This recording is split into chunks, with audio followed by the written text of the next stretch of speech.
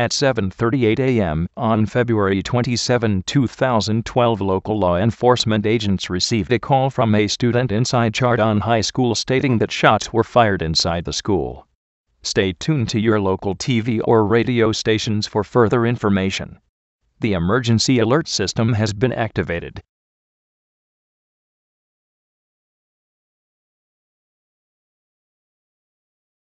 This is an update of the shooting at Chardon High School.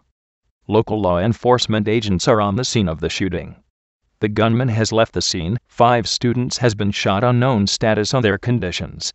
Still stay tuned to local TV or radio stations for further information and updates.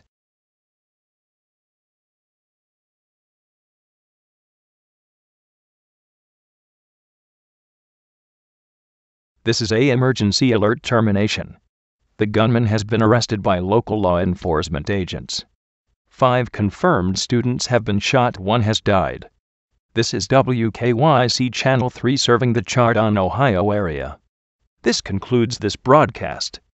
TV and radio stations will resume normal transmissions now.